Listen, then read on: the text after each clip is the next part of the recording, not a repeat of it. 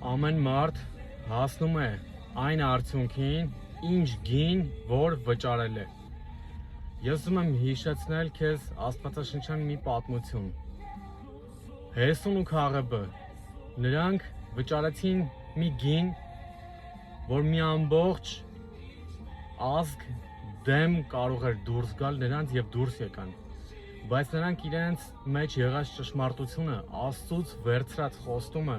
համարձակվեցին իրենց բերանով արտաբերել։ Նրանք վճարեցին գին, չհասկացվելու, չունենալու համախոհներ եւ լինելու այնպիսի իրավիճակում, որ անգամ իրենց կյանքին վտանգ էր սպառնում։ Եվ նրանք վճարեցին այդպիսի գին եւ շարունակեցին հավատարիմ մնալ իրենց